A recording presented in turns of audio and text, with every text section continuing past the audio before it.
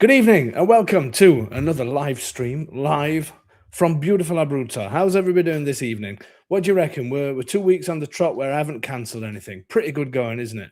Not bad at all.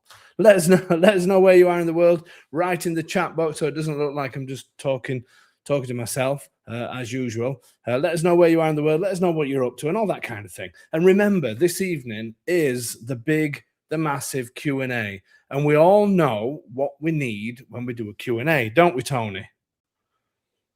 Do we? What do we need? Is there any point of having a producer that talks like that? Is there any point at all? Let's bring it back on. Did you think about it? Well, yeah, questions. Questions. We need lots of questions. Yes, we need questions because it's a Q&A. So what you do is you get answers to questions. So we need questions. And we're not going to mention football tonight. That's over and done with. Just keep an eye out for that Argentinian lady that I can't remember her name now. Did you write it down? Keep an eye out for her. If she's there, just make sure she's but we're saying nothing. I think a bander from the last one. So yeah, that's all right then. You've done a good job. Well done. Okay, thanks, Tom. So we're not mentioning the football. Nothing to do with football today. It's all about summer, and it's all about summertime in beautiful Abruzzo, and it's all about another week and a half's work, and then I'm on holiday, which I can't wait for. But there you go. Will you miss me? Will you miss me for a month? I'm sure you will, won't you? You'll definitely miss me. Definitely.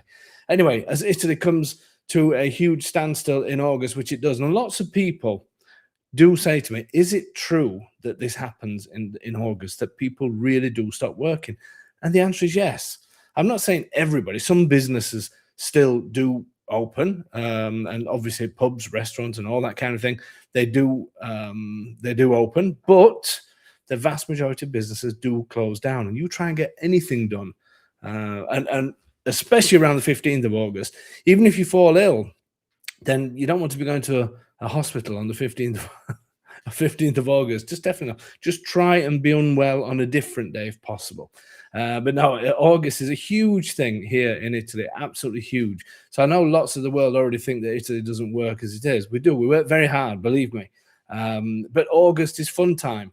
And it's already started now. There's already festivals happening, but you can feel the wind down. And that's what I love about living here. It's like being back at school when you got your holidays in the summertime. It's exactly the same thing, and that is one of the great things about living here. So remember, it's a Q&A session. We need some questions, so get your questions ready. I don't want you not writing any questions, then going on Facebook and asking somebody that has no idea what they're talking about, somebody like Tony, the producer. I know note. Yeah, so you need to ask the questions on here. So hold them off for now until we've done the notices, but get them ready. I've got some that people have sent in online, so I will be reading some of those out. So we've got some from Paul, Sue. Hopefully we'll get through all of these. I don't know the name of this one. Damien, Karen, and Mark. So if any of you remember the questions that you sent to me, they will be answered this evening, or I'll do what we can. Dave 3000, hello from the hellish overheated playground of Florida. It's been overheated as well, but today just suddenly dropped down to 20-something degrees, completely out the blue. So it's actually been quite nice, but it has been very hot every day. Sort of, in fact, the other day it was over 40 degrees Celsius. I don't know what that is in that other thing, but I'm sure you guys can do the workings out, which was very, very hot. But yeah, we've been sort of averaging between 34 and 37, so it has been hot. Hello from San Francisco Bay Area, California. Hello to you. That must be quite late there. Time to get somebody in San Francisco. I can never remember. Oh no, they're behind, aren't they? Are they behind or in front? Oh yeah, they're behind. Yeah, so it's probably morning time. Hopefully you got a glass of prosecco in your hand. Okay, so let's just see some of the notices tonight. Tony, I can't find any of my notes. What have you done with my notices? I haven't done anything with them. Exactly. I can't find what I'm supposed to be talking about. Oh, tours. Let's do the tours. Let's quickly do tours. Remember, September and October, we've got the tours. If I can just take over the... Oh, no, he's let me have the screen. Look, he's on the ball tonight, definitely. Where we've got the September and October tours. People have asked me as well for next year, and we are looking to do the tours next year starting March 20. I can't remember. I better not say now because I can't remember when Easter is. No, I shouldn't say it. I'm not going to say it. I'm going to put it on the screen. Have a quick look, Tony. See when Easter is next year. And then you can jump on, and then I'll tell people the dates that we're going to be doing. But the 24th, 25th of September, this autumn, and October 22nd and 23rd, they are still available to book. I did mention a couple of weeks ago that we've seen quite a big drop in the tour bookings because of certain wars in the area and things like that. I know a lot of people don't want to travel just yet, even though there's zero problems over here. I do understand people sort of at the moment not wanting to. But I think that's why lots of people have been asked. I can't get my words out. Should I start again? Lots of people have been asking me about next year's dates. So how long does it take, Tom, to look on Google? Have you looked? I'm still, March the 26th to the 29th. March the 26th. 26th. Good Friday, Saturday, Right. Easter Sunday, Monday. Okay. So the dates will be, I knew there was something that would change. So for next year, just so you know, but I will officially put the dates on the site next week. But we will be looking at doing an early one, staying away, well away from the Easter period. So the 11th and 12th of March, it's looking like, followed by the 22nd and 23rd of April. And then followed by that's a strange one, 27th and 28th of May. That looks like the dates we're going to be doing, but I will. So just keep that in your head, ready for next year. But I will put the dates on and officially announce it next week on next week's show, which will be our last one before the summer break. So, but these are the dates for this autumn. I did mention a few weeks ago that we are taking a reduced group down because of numbers. Which is quite nice. We're quite happy with the. We've probably got about another 4 seats left on both of them, September and October. So if you are interested in booking, please go into the info@ahomeiniitaly.com, click on tours, and you'll be able to book straight away there and join us in September and October. It's a fantastic time to visit. And for those of you wondering what on earth I'm talking about, these are the kind of things we do. This is one of the tours that we did a couple of years ago. This is in Predsa. And the house on the right sold a couple of years ago, and it's actually coming back on the market soon. That was fantastic property. This is the gang in Faro San Martino on the last tour that we did before we broke up on tours for this for the summer period. Then we've got, this is in Pacento, one of the restaurants that we go to, Penapiedimonte. So we take you around for a couple of days, viewing different types of properties, seeing different areas and that kind of thing. It's a fantastic couple, a great way to meet people as well, doing the same thing. We have some amazing food in fantastic restaurants. We do meet to have an aperitivo on the Wednesday evening, and then we take you around on the Thursday and the Friday on our coaches. It's just a great time. So this is Palombar. This is one of the restaurants that we go to. It's just a great way to, if you're thinking about doing this, but you're not sure what kind of house or what kind of area or all that kind of thing, it's just great to come on and just have a look and sort of get to know the place, get to know us a little bit better as well, and see the kind of services that we do in person. It's just a great way of doing that. So book, as I say, on our website, ahomeiniitaly.com, jump on tours and click and book your space for September or October. Or I will be giving you dates for next year for the March, April, May tours. I'll do that by next week. That's the tours. What else have we got tonight, Tony? We've got no Domenico and Tony's tongue twisting trials, unfortunately. Yes, I know. It's very sad. Domenico is not always available, but we do have something new that's coming on. Which is a twist on the Italian word of the week. I'm going to explain what that is because I've still not told Tony about that yet. Have I mentioned, Tony, what were you going to be doing soon? It's a practice run tonight. But You said, you'd tell me later. I like this question. I have a question. How is Tony? So I think I could easily change the wording on that question. Have you noticed you are getting very unprofessional? You do know that, don't you? Sorry, what was that? I've always been non-PC on everything. We're not going down that line. Anyway, What was I saying? So, but we're going to do Italian phrase of the week. Yes. And I will be explaining to Tony what his new role is going to be hopefully from next week onwards. It'll be the first one before summertime. And then we're going to do stunning photo of the week. It's all exciting stuff, isn't it? You just can't wait for these Wednesday evenings. I can sense it. Across the airwaves. Okay, let's do. Hello, Dave and team. Mike and Dawn in Virginia. Hello to you, Mike and Dawn. Great when people tell us where they are. Let us know where you are. Don't forget as well to send photographs in. I'm going to do stunning photo of the week now. This one made me smile. It's 10 a.m. in Catwell. There you go. So good morning to you. Why aren't you at work? Are you retired? If you're retired, I expect Prosecco. If you're at work, if you work, then you should be at work. Anyway, moving on. Stunning photo of the week. I would like for people to send some more funny ones in as well as serious ones. And this one was sent in by Mandy. She sent it in a couple of weeks ago, and she thought it was quite amusing, and so did I. And once I find it, I will share it with you. And it's not necessarily the photo. But as most of you probably know, that my wife is called Silvana, and she Mandy went into a Italian restaurant. I think they live in, I don't know if this was in there, but they live in Australia.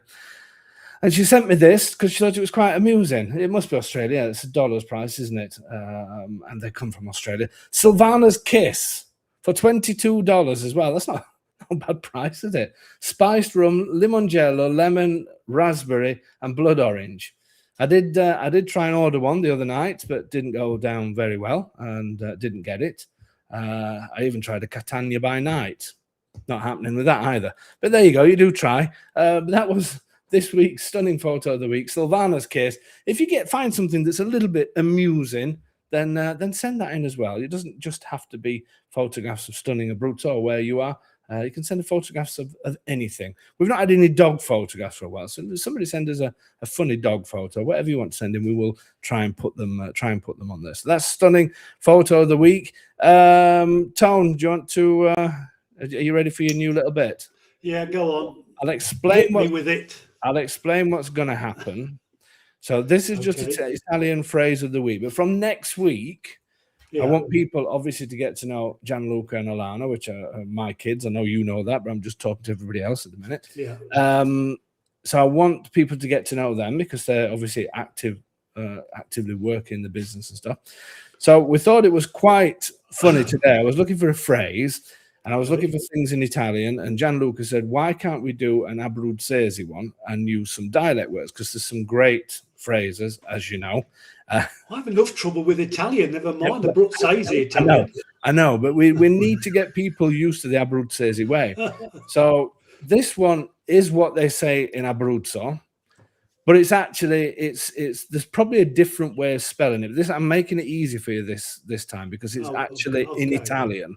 Okay, but what we're going to do in future is 1 week Gianluca is going to come on, and 1 week Alana is going to come on, and they're going to give you the phrase in Abruzzese dialect, right, without it written, and you've got to try and guess what the phrase means. And you get so many points if you guess from the Abruzzese dialect. Then we'll translate it to Italian. If you get it at that point, you will. And then you'll get bonus points if you can tell us what it actually means. Okay? So it's all good fun. So that's what we're going to do from next week. So 1 week Gianluca will come on, 1 week Alana will come on. They'll have a bit of a competition, and we'll see if we can get your Abruzzese dialect up to spec, because it's a waste of time you trying to speak Italian, because that just doesn't happen. So we'll try for Abruzzese dialect. So I'm going to give you this one. I'll let you read this one. I want you to tell me what it means. Are you ready? Just hold on. I'm going to put it on now. I'm just looking for my button. Are you ready? Okay. So this is, you'll hear this a lot in Abruzzo. Tutto fumo e niente arrosto. It's like all smoke and no roasting. Well done, Tom. Well done. I told you it was easy this week. Yeah. So when would you use that? All smoke and no roast. I have no idea. You can't even think. Does anybody else know? I'll throw it out there to if you're having a rostaccini, I don't know. You Cooking can't arrosticini. think what it may mean that. Romeo Oh, Ricci. smoke. Romeo's been on. Il tuo amico ha una faccia conosciuta. This is Romeo is our one of the builders of our swimming pool. Sorry, I'm just completely going off. I can't believe he's sat watching this. Well done, Romeo. I think he's been on the Peroni. I think he's been missing your Peroni from your fridge. He says your friend has a face that he knows. There he is, Romeo. Buonasera. Buonasera, Romeo. It is true. It definitely costs more in Peroni than the thing. So all smoke and no roast. Come on, what might? Here we go. Somebody else has got it now. Yeah. When someone false promises, yeah, it can do that, but yeah, similar to all bark but no bite. Oh, okay. You get what I mean? So Yeah. in Abruzzo, that's what they say. They say Right. So how many points will I get for that then? nothing.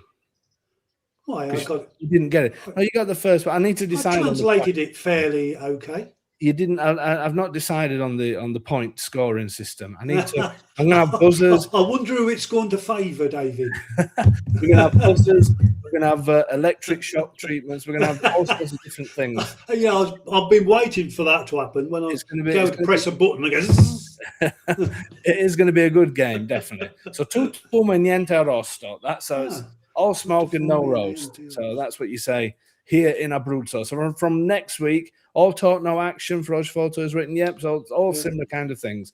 So we're going to be doing some, but you're going to see the unbelievable difference between dialect and Italian, which joking aside, can be so different. It's unbelievable. Yes. So I stand at the bar trying to pick out words. I have no idea what they're going on about. I know. It's not just Abruzzese dialect, then there's all the local dialects. There's Palambarese as well. Exactly. So we'll get you used to that. We'll get you up to spec on that starting from next week. So hopefully this is Domenico is going to come in sometimes, but hopefully we'll start this thing off. Have we got any photographs? No, I haven't, mate. No. What's wrong with me tonight? You don't know. Have we got any questions? Is what I was going to say. Well, there was one earlier. But was there? Thanks. Yeah, it was Okay, no, but it was down there somewhere. A minute. Well, let me have a look. Really interesting. Thanks. Anyway, oh my God, Tony, that's too small. I can't read that one. Okay, so we're starting now. Then we start. Is this what we're saying? We're starting the questions now. Yeah. Yeah. Well, you're gonna have to man up. You're gonna have to man up and put your glasses on, aren't you? I know. It doesn't suit me with glasses on, though, does it? No, you're far too intelligent. Okay, so we got some questions. I'm gonna have to start wearing my glasses soon, definitely. So questions, start asking away. I have got some that's written here, so if we do have a little bit of a gap, then I'll fill in with some of these questions.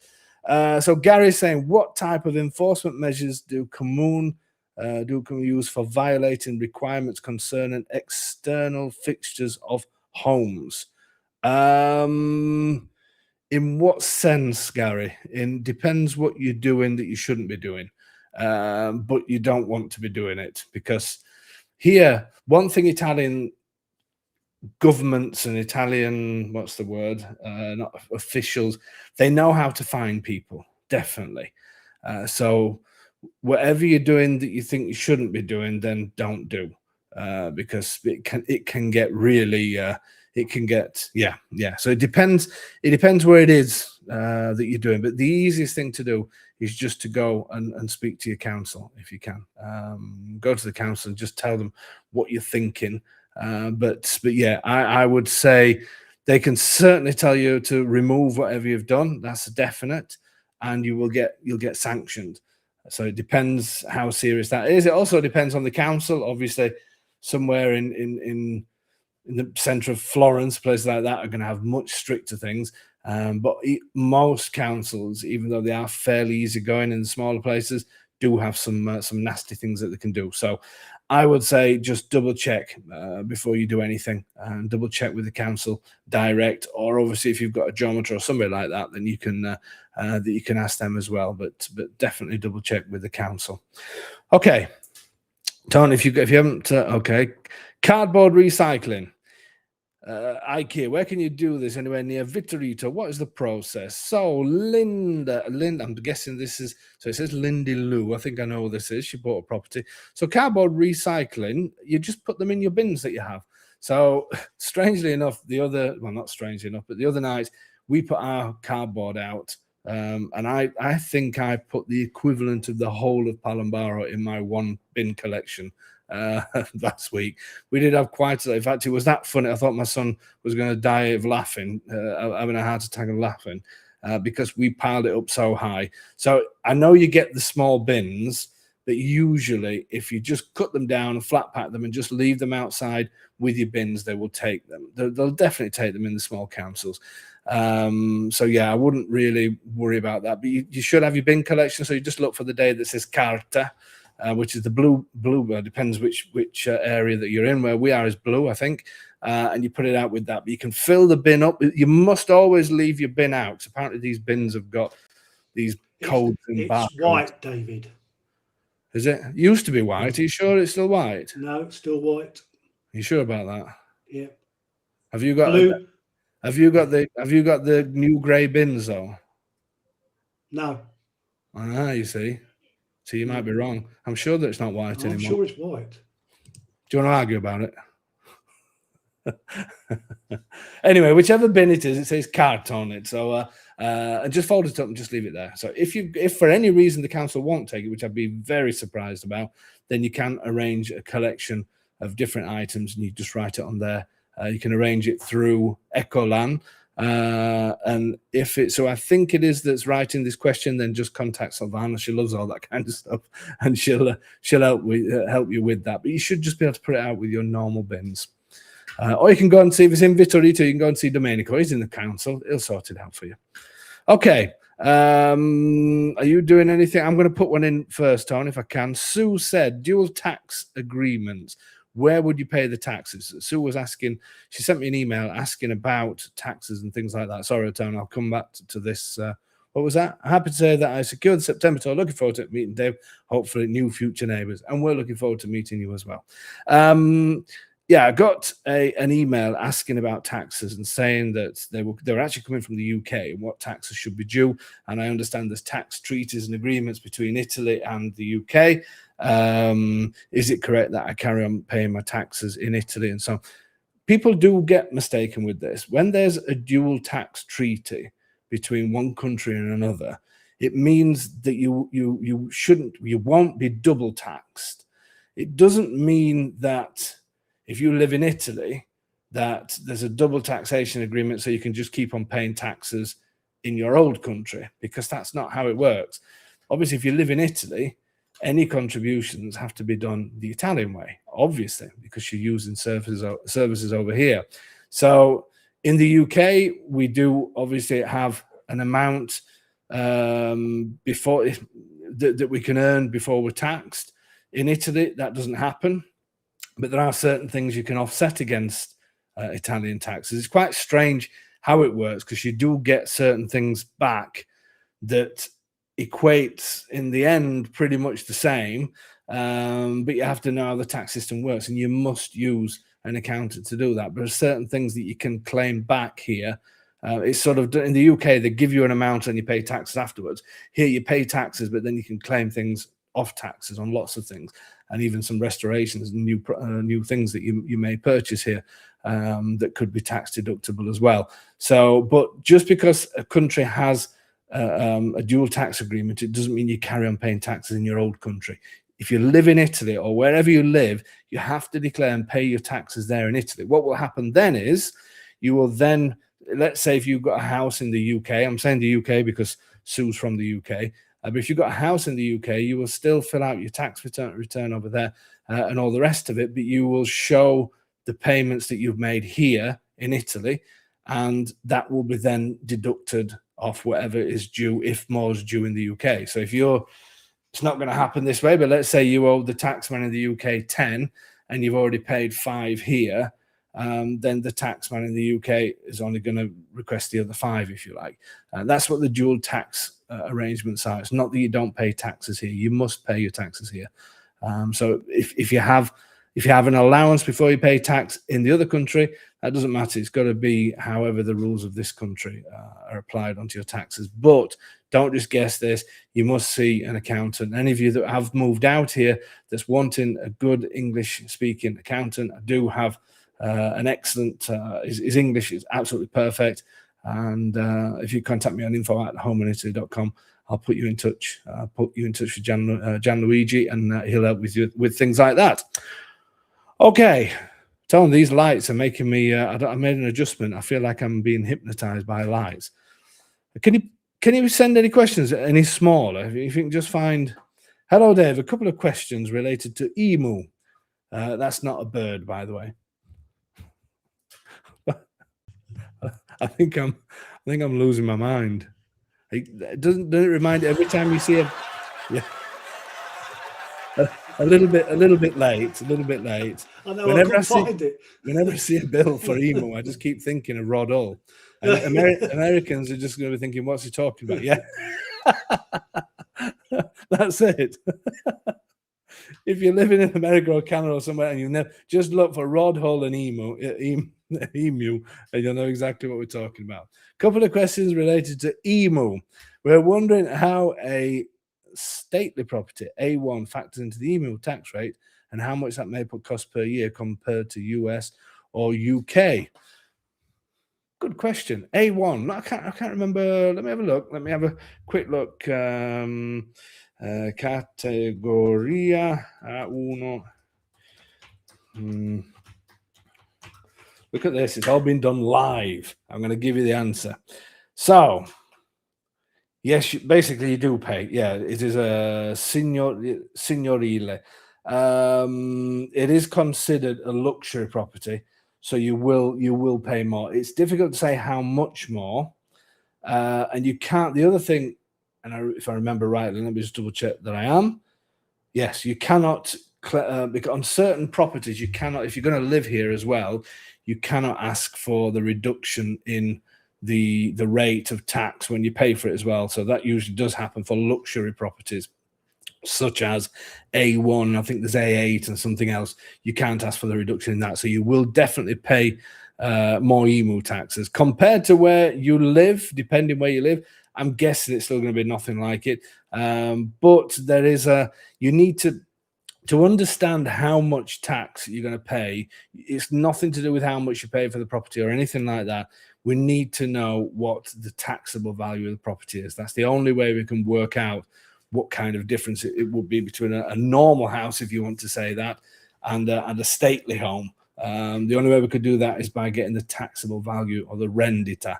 Once you have the rendita catastale, then it can be worked out. It's impossible to give you any guidelines.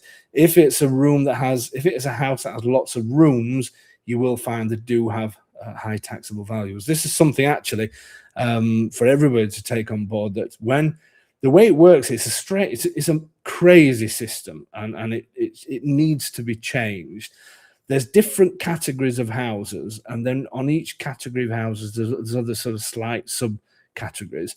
But the way the tax system's worked here for when you're talking about houses, the taxable value rises the more rooms you have. Now, that may seem like it's a normal thing, but if you imagine, if you buy a luxury villa that is open plan, and you spend, I don't know, let's say 500,000 on a property, and you actually count the number of rooms on the cadastral drawings on the floor plans, the kitchen, the living room, and the dining room may all be knocked together into one. So that's just one room, whereas another house would have a kitchen, a living, and a dining room. So you've got 3 rooms.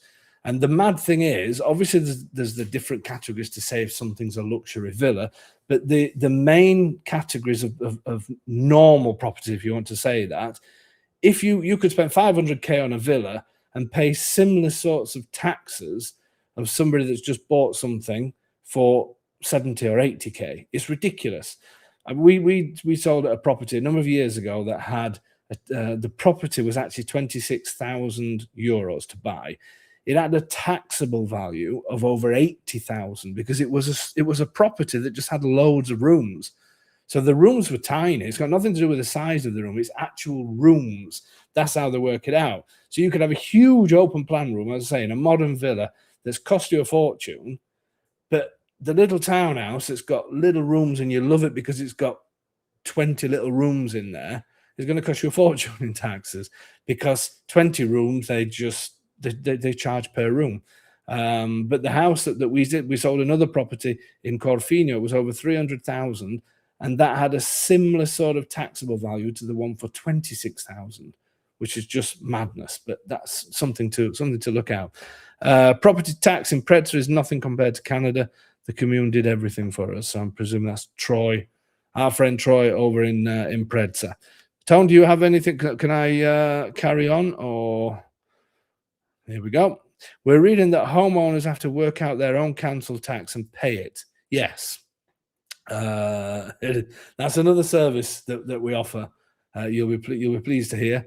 And Frank's going to be getting very excited soon because we're due to sign for his property. They're definitely going to meet the home buyers. In fact, we may even do it next week because it's a good story with these guys. So hopefully, in fact, we'll speak about that tomorrow. I'll send you a message. Hopefully, fingers crossed, if everything is, I think this could be, is it third time lucky? Yeah, third time lucky. It's third time Frank. That's his name. That's his new name. I like that. Third time Frank. We're going to, hopefully Frank and Tanya will be on next week. And hopefully, everybody cross the fingers for Frank and Tanya. Hopefully, their house is going to go through with no problem on Friday. Third time lucky, and hopefully they'll come on next week. But yes is the short answer. It's a ridiculous, this is another, one of the things that I can't get my head around in Italy is the way they do property taxes. And the some councils will help, but the vast majority won't. And it's ridiculous that you have to work it out yourself. And there's ways of working it out. And the reason is then they say, no, you need to go to an accountant. And accountants, I've heard some accountants charging 200, 250, 300 and more to do this kind of calculation, which is way too much. We do a service. We will be in touch because we let everybody know the sport houses when they're due.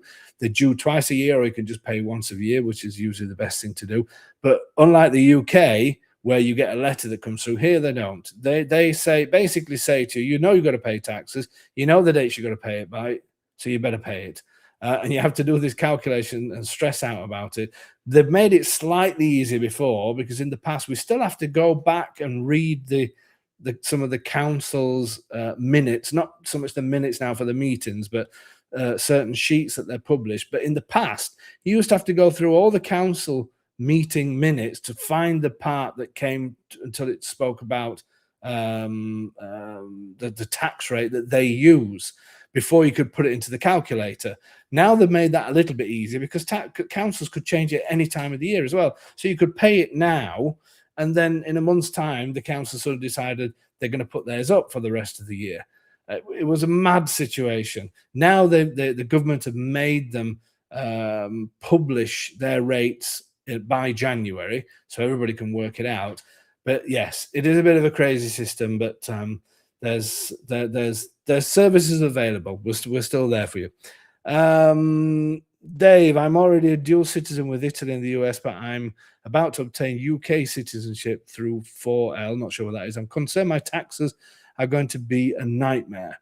No, because it depends where your income comes from. At the end of the day, your taxes are based on where your income is. So if you're earning income from all of those countries, then obviously you have to declare in the country where the income's been earned, but declare also in Italy, and it's here where you pay it, and then send off all your declarations of how much you paid here, so that can be offset of anything that may be left to pay in other countries.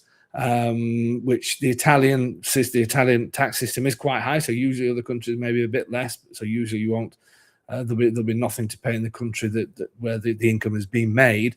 But yeah, I wouldn't worry too much about it, to be honest with you. I don't think it's you need to see a professional. Obviously, as I said, we've got contacts for you to be able to do that. But yes, if you are getting income from each one of those countries, then it's the most important is the Italian government, because they're the ones that will jump up and down on your head if anything goes wrong. But then obviously you need then to declare in the countries where you are. And a good tax accountant who's used to cross-border taxation, they'll sort it out with no problem at all. So I wouldn't worry too much about that. Just speak to the right people. Once you're ready to make the leap, then let us know, and I'll put you in touch with Gianluigi. I'm sure they're getting smaller. Are there currently green energy credits available for efficiency upgrades, i.e. a new gas boiler in practice? Are they worth pursuing, or are they too difficult to qualify? So they are available, but in the past you could get what they called in English we say discount in the invoice. That's what it translates to. Whereas in the past they would say you can get 50% off this new boiler, and you can get sconto in fattura, they would say, so discount in the invoice, which meant that the companies doing it would give you that 50% straight away. Obviously, it to be in Italy, people were finding ways of getting money back from the government and all the rest of it. So then they changed it to the vast majority of them to be tax deductions over a period of time and offset against taxes. So if you're paying taxes here, then these are one of the things where you can get deductibles, where you can get money off. So yes, it's worth doing it. It depends on your tax situation as to whether it's going to be worth it. But I mean, there's work we're having done in the house, and work which I didn't think for 1 minute would come under a deductible. We've got problems with one of our terraces that we need to pump resin into it that's going to sort of lift it a little bit and strengthen it. And you can actually get 50%, but it's through taxes. And I can't remember if it's 5 or 10 years. I seem to think it could be 10, could be wrong. It may be 5, but it's done over that. So it's split equal into the number of years and taken off your tax bill. So if you're paying taxes here, then yes, definitely worth it. The only thing is, if you're coming over on the ERV, the elective residency visa, and you come in having the 7% tax rate, then usually I don't think that you can take deductibles off that. I'm not sure. You would need to double check with a commercial, with an accountant, but sometimes they don't allow.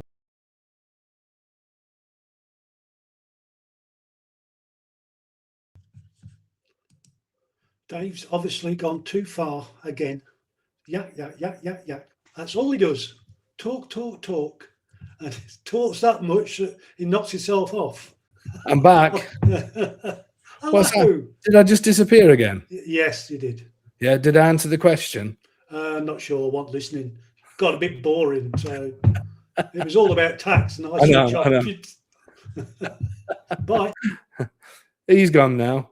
Anyway, so yeah, I think I answered that. If I missed the ending off, then contact an accountant. But yes, it is definitely worth it. Definitely worth pursuing. Dave and Tony rock. There you go. We just need to get rid of Tone. That's from Kenneth. There you go. Tony, I'm going to do one because somebody asked me again about mentioning the driving license. This is the person whose name we didn't get. I mentioned it last week that. Well, I mentioned it years ago, actually, that there was rumbles in the EU about changing the rules on how you can get your driving license over here in Italy if you're coming from outside of the EU. Obviously, within the EU, if you've got a British passport, for instance, or French passport, wherever you've got, you move to Italy, you can automatically change your license over. Coming from outside of the EU, so if you're coming from wherever you're coming, Australia, Canada, wherever, New Zealand, America, obviously you do have to sit your test again, and you have to do the first part of the exam, which is it's a multiple choice questions, and you have to do it in Italian, French, or German at the moment. But they are changing the rules on that. It's going through Parliament as we speak here in Italy. Hopefully, I can't see it being ready for the end of this year. I can't. They say there's a possibility of the end of this year or early 2027. So I would say, no, knowing what I know, it will be sort of later than that. But it's looking good for this year that the Italian government are going to allow for this to be done in English. which would be fantastic. The reason for that is there's lots of workers they're trying to attract workers from other countries, and digital nomads and all these remote workers and things like that. They want people to come over. They want people to come from all these countries, from countries that people are viewing from today, and then they make it so difficult to live here for if you don't speak the language, in the sense of trying to get your driving license. So what the Italian government have finally decided is they want to change that, because obviously they want remote workers, they want people to work in these smaller villages and all the rest of it. But if you can't drive, then you've got a problem on that side. So now they're going to change the rules. Hopefully that's going to be fast tracked through. If for any reason the Italian government decide that they're not going to do that, then the European, the EU, are going to change it in 2029 and make it so every state has to offer that. So the Italians want to get ahead on the game, which is fantastic. But worst case scenario, 2029, and then you should be able to. You still got to take the test again, but at least it's going to be in your own language, which is going to be so much easier. As I said, Italy are hoping for the. I wouldn't count it being the end of this year or next year, but yeah, certainly by 2029, that's going to happen. Have you got any, Tony, or shall I carry on with these? Dave, could you please explain the television license? Okay, so television license, obviously, I'm presuming everybody pays TV license. I'm presuming. Obviously, in the UK, we have a separate bill that you pay your TV license each year, and it costs a couple of £100, whatever it is, and that's to cover you having any way of having contact from a TV, any way of being able to connect to a TV channel, then you have to pay. And traditionally, Italians, this will be one thing that Italians never paid. And that included when we moved here. I would say for the first 10 years, I didn't know anybody that paid them. The bills would come through. They just used to get ripped up and thrown in the bin by so many households. It was unbelievable. And then what they started to do, they started to send people out, a bit like in the UK, getting these vans coming around that said, we know that you're watching TV and all the rest of it. And people started to clamp down on it. And what they did is they actually add it to your electric bill now.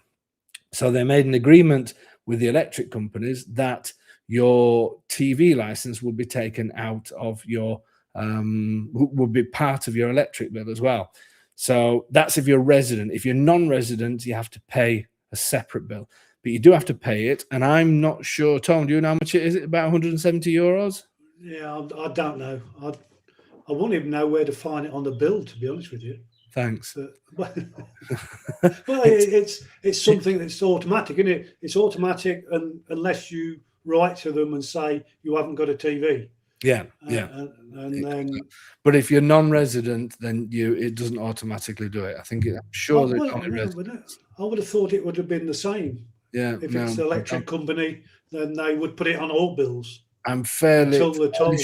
You see, you could do a search on that on Google while I'm sort of talking away. Well, I could do, yeah, if you want. Yeah. Well, I do a question on another question. But yeah, I'm fairly sure for non-residents it isn't. But yeah, that's the answer to that one. Dave, it's Troy again. We have our eye on another property. Not one from a home in Italy. Okay, let's get rid of Troy. There we go. Let's get rid of. I didn't mean to do that, actually. Well, can you put that on again, Tony, please? That was ignorant of me, wasn't it? Dave, we have an eye on another property, not one from a home in Italy. Just delete. Not listed. Sale sign has no phone number. Even has a couple of numbers on it. Can you help? Yeah, quite possibly. The problem is, I've always found it unbelievable that that people put the houses up for sale and then they don't even leave a telephone number. I'm presuming, Troy, because you know everybody there that you've asked around. But take a photograph of the house. The civic numbers, that doesn't. I can believe it has a couple of numbers on there because the numbers here are ridiculous. That's another thing that changes throughout your life. The street number, so I wouldn't worry too much about that. This probably just changed over the years. But take a photograph of the property, and if you can send me a link, you've got my number and everything. Just send me a link to it, and we'll see what we can do with no problem at all. Tony's still looking for that now. So I will do I'll do another question, Tony. Yeah, okay, I'm getting what you're saying.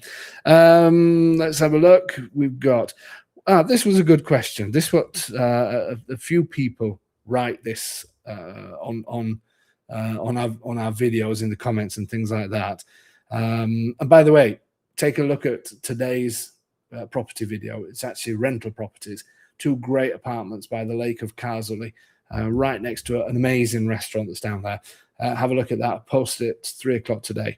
And if anyone's looking for rental to maybe get their elective residency visa and that kind of thing, it could be a good option for you if you don't want to purchase a property at the moment. So somebody said, why are there so many properties for sale in these small villages, towns and villages? And it happens all the time. It seems to be when you put properties, if I put 3 in Palambaro 1 week after the other, then you get all these people that we spoke about last week that annoy me, that are being very nice and watching our channel, that write things like that. So I actually thought to myself, I'm going to get to the bottom of this. And I asked the council, even though there was a thing online, but it was slightly out what the council said. What it said online. And there's about just short of 1,100 properties as in physical properties here in Palambaro. And looking at the different things for sale, looking at Idealista and Immobiliare, there's about 15 of those for sale. Now, bearing in mind, we put them for sale and then they sell straight away, the vast majority of them. So when you do a percentage of that, 15 divided by, what was the number, 1,080 times by 100. So it's about 1.3% of properties for sale. So I find it unbelievable when people say that, why are there so many? When I think where I used to live in Doncaster, it wasn't unusual to find 6 properties on the same street for sale. So I don't understand why. I think it's this thing of, as we spoke about yesterday, people don't understand small town like this. They just want this idea of things are decaying over here. And it really does get to me. You know that. I spoke about it last week. I'm not going down that line. And I did a little thing just to see. So it's what did I say? Around about 1.3.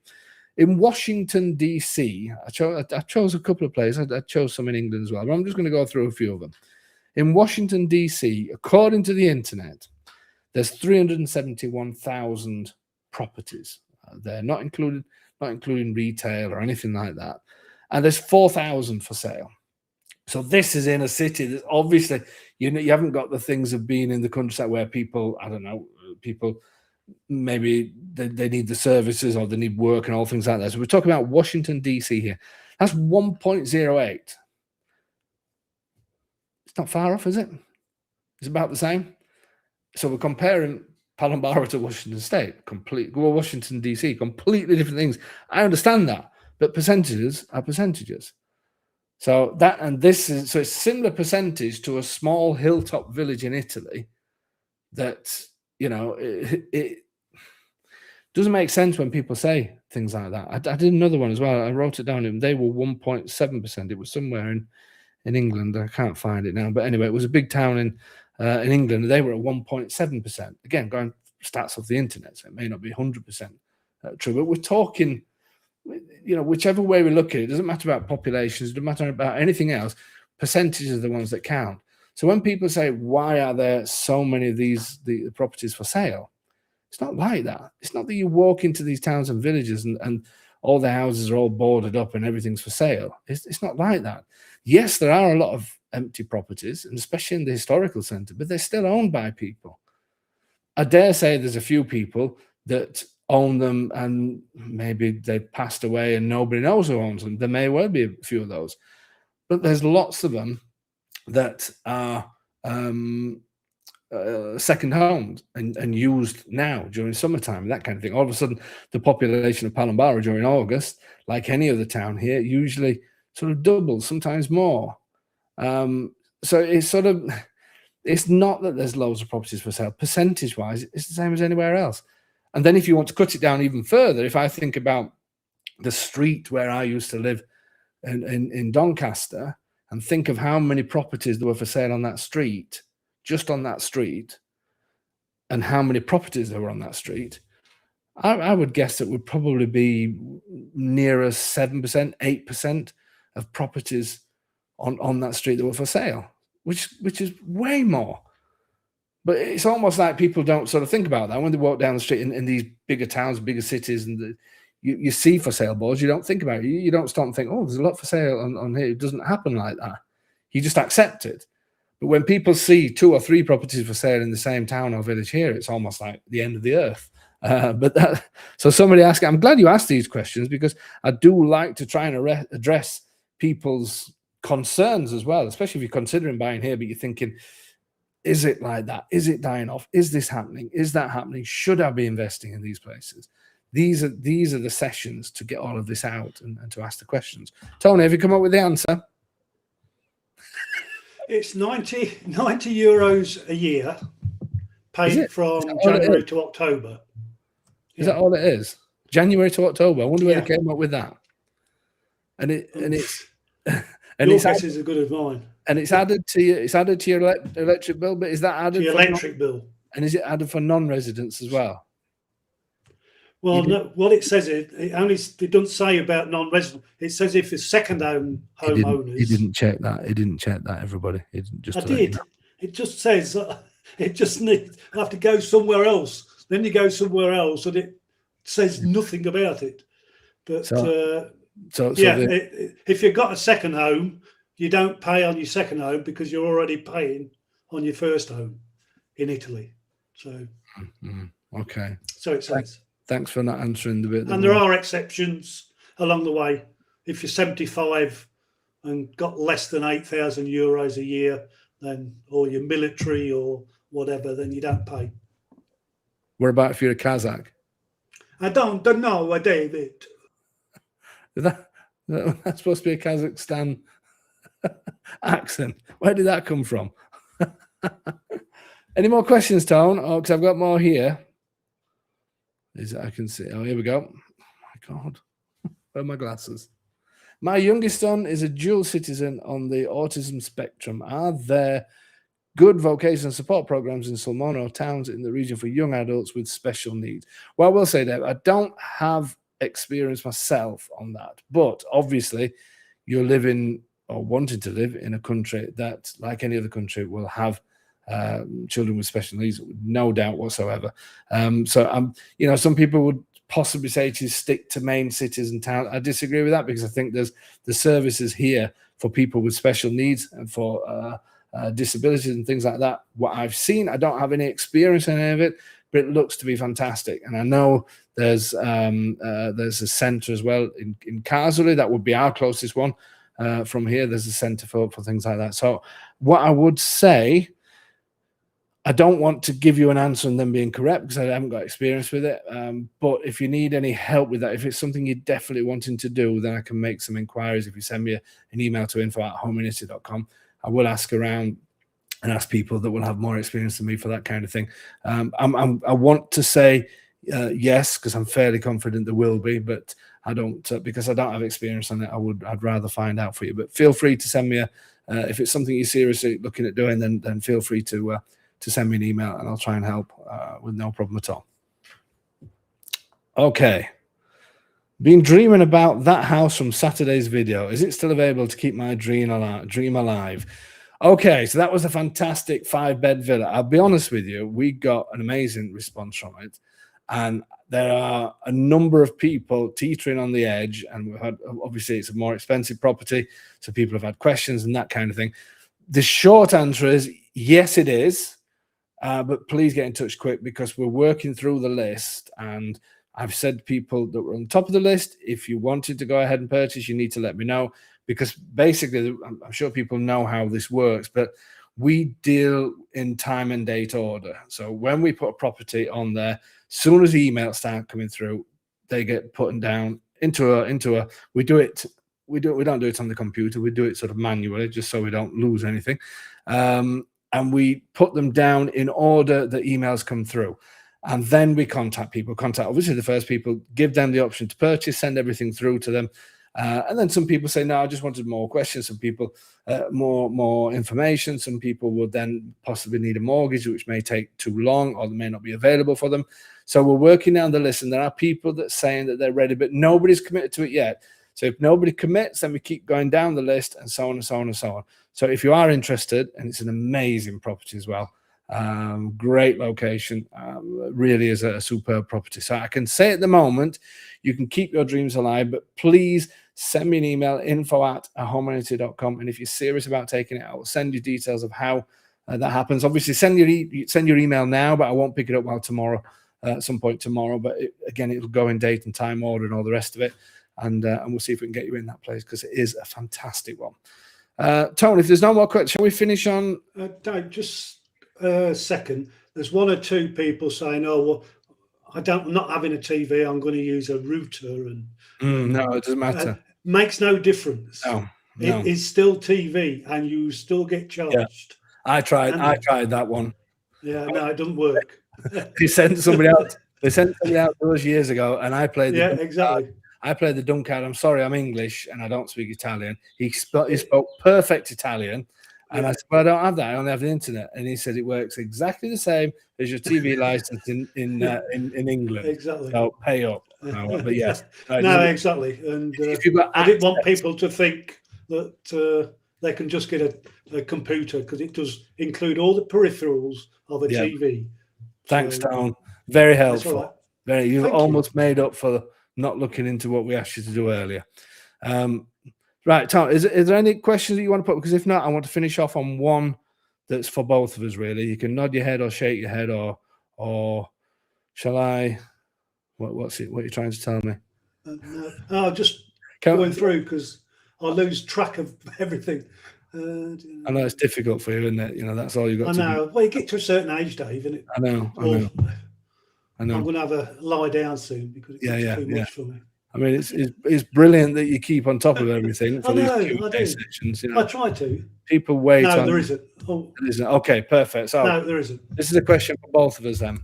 I'll go on. It's actually a 10-part question, this one, from Damien. He said, knowing what you know now, I suppose the difficult thing with this, well, not difficult, but the thing with this is we both live in the same town, both live in Palambaro. I'm outside of, Tony's in the centre.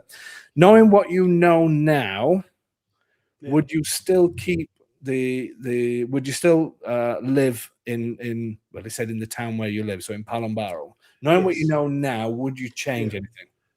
No, not really, no. I mean, we go around quite a few different places, don't we? And there's very, very few that I would swap Palambaro for. The only other one would probably be Vittorito.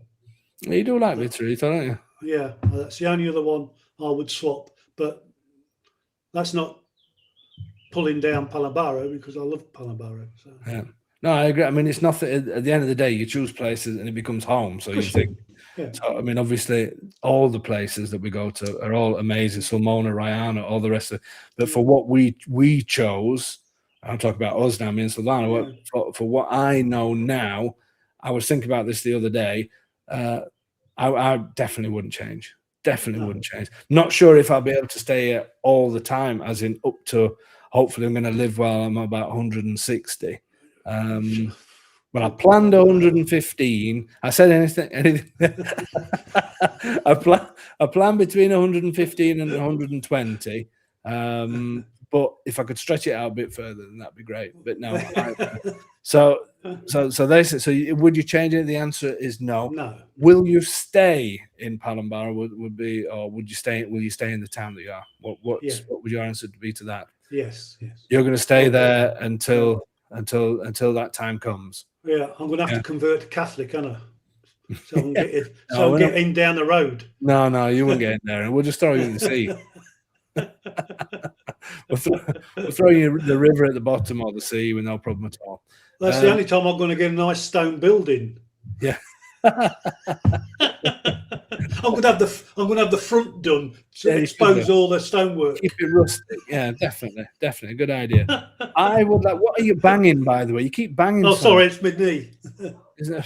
There was a question. Look, Dave. When are we having When are we having wine? Tony, who's asked that? Paul Villafranca. We have wine all the time, Paul, all the time. I haven't got any now, but I'm going to be having some shortly. I would say I would like to think I would carry on living in Palambaro. It depends how far away the kids are to taxi me around. Exactly. If you can, but you could still live in Palambaro though, even if you don't. We've got doctors, we've got everything else we need. Now everything's here, isn't it? At the end of the day, you've got 2 doctors, supermarket, butchers, pharmacy. Right, I'm sure everybody. I'm sure everybody in all other towns would say the same about where they live, because it does become home, doesn't it? Definitely. Yeah, it does. I couldn't imagine. I think I felt at home as soon as we moved here, so I don't think I would. I don't think I would do any. I don't think I would change anything. Definitely not. Maybe the only one thing, and I don't mind windy roads. I wish there was a straighter road between here and Guadalcanal. That would be the only. We need a flyover, don't we? Yeah, but not affecting views and that. No. We started on that hilltop. Opposite you, and just go straight over. Yeah, I agree. Perfect. That would be perfect. But instead, we're going to take beautiful scenic routes and just listen to music. Okay, mate. Thank you very much. Boy. So that's it. I think questions. You didn't do too bad today, ladies and gentlemen. You understood the idea of Q&A, which I'm happy about. We got a few Qs and hopefully you got some As. So very good. So next week is going to be the last one before summer holidays. I am going to Scano Road, as scary as. Linda, I love that road. I absolutely love that. I know what you're saying, and it's quite sort of, it's a good road, but it is just I know exactly what you're saying, and it's quite high as well for my fear of heights. But I absolutely love the road to Scano, from Anversa degli Abruzzi to Scano. For me, is just dreamy. Definitely. Tony, it's because this is the right side of the mountain. Oh, that's definitely Mark. Definitely Mark. I agree. We're getting back to that thing of, but this is the thing. We all love the places where we are, and that's why. But people were asking us, Mark, you see, Capistrano is really nice. That's where Mark lives. Oh, that I know Gary is now. Yeah, Gary is in Castelvecchio. I agree. And Castelvecchio is an amazing place. And I actually do that valley, the Castelvecchio Valley. That is the kind of place, if I didn't live here, potentially I would. Tony's saying Vittorito. I really like the Castelvecchio Valley. I love valleys. I love sort of the mountains close by, and I love all that kind of stuff. So that would be a big one for me. But I do think the great thing about being here is all the towns and villages are amazing. You just get, it's like anywhere else, and you love your house, you love your area, and that's it. But there you go. But all I will say, Mark, is Palambaro is definitely better, though. He's going to keep writing now, isn't he? Just ignore his post. Just ignore him, and we'll pretend that he agrees with me. Okay, folks. Thank you so much for your support. Next week is the last one, as I say, before the summer break. I will do something. Obviously, the Saturday videos will still keep there. I'll try and do Wednesdays. I'm desperately trying to get sort of filming done, but we've got family here, and we're obviously trying to close off signings. We've got the last signings to this Friday. That's for Frank and Tanya. So everybody think of Frank and Tanya for a moment. And then next Friday are our last set of signings. Desperately trying to get everything done before August, but I will do something within August. Hello from Dublin. For proper jazz fans, there's a wonderful, what was that, Eddie Lang Festival in Monteraduna. I don't know where that is. About an hour drive east of Palena, beginning of August, held in the castle over a few days. That would be that'd be good to see. Do you think he means Montenero Domo? I don't know, but what are you doing coming back on? Well, I just thought I'd come and add my 5 pence. I don't know. It's saying where about east of Palena. I've never heard of Montenero Duni. No. No, that says Monteroduni. You see, again, you could have gone on Google. That's what Google's for. You know what I mean? You could have done your research. Anyway, there you go. Everybody look for that place and see if you can find the festival. So next week, hopefully, I will be doing, I want to do a Meet the Home Buyer, and I would love it, Frank and Tanya, if you're watching, if everything goes to plan on Friday, then hopefully you'll meet the home buyers next Wednesday, but we'll have a chat about that on Friday. Folks, thank you so much as usual for your support. I really, really appreciate it. Keep going onto the channel, keep liking, keep subscribing, click the alarm bell, the notification bell, whatever it is. Keep doing what you're doing. Really appreciate it. And we'll keep doing what we're doing and finding these amazing places for you to come along, buy and change your life. Yeah, that's all I've got to say this evening. Thank you so much. We'll see you same time next week, next Wednesday, 7 p.m. Italian time. Let the world know that we're on and come and join us. See you soon.